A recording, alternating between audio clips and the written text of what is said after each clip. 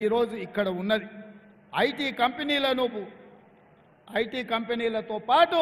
pharma కంపెనీలను తీసుకొచ్చి ఈ ప్రాంతాన్ని అభివృద్ధి చేస్తా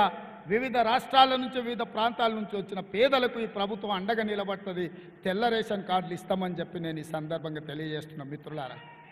ఈరోజు మీకు 500 రూపాయలకు సిలిండర్ ఇస్తే ప్రతి పేద బస్తీలో ఆడబిడ్డలకు మేలు జరిగింది 200 యూనిట్లు ఉచిత కరెంట్ ఇస్తే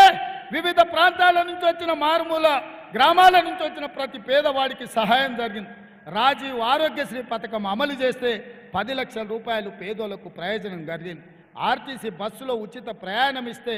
ఆడబిడ్డలు ఎక్కడి నుంచి ఎక్కడికైనా పని చేసుకోవడానికైనా ఉద్యోగానికి పోవడానికైనా గుడికి పోవాలన్నా పిల్లల్ని బడిలో ఇడవాలన్నా అప్పుడప్పుడు ఇంటి ఆయన మీద కోపం వస్తే అమ్మగారి ఇంటికి పోవాలన్నా ఈరోజు ఆర్టీసీ బస్సు ఎవరిని అడిగే పరిస్థితి లేకుండా పోయింది ఇవన్నిటినీ మీకు రద్దు చేయించాలని కుట్ర జరుగుతుంది బీజేపీ బీఆర్ఎస్ ఎవడు అడ్డం పడ్డా తొక్కుకుంటూ పోయి మీ సంక్షేమ పథకాలు అమలు చేస్తుంది ఈ ప్రభుత్వం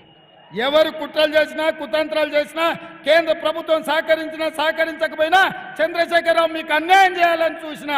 మిమ్మల్ని ఆదుకునే బాధ్యత ఈ ప్రభుత్వం తీసుకుంటుంది మీకు అండగా నిలబడతాం మళ్ళొక్కసారి మీకు అందరికీ విజ్ఞప్తి చేస్తున్నా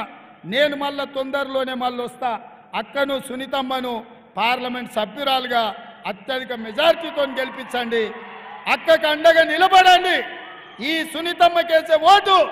మీ సోదరుడు రేవంత్ రెడ్డికి వేసినట్టే మీరందరు గెలిపిస్తారు కదా మీరందరు గెలిపిస్తారు కదా గెలిపిస్తామన్న వాళ్ళందరూ లేచి నిలబడి చేయి పైకెత్తండి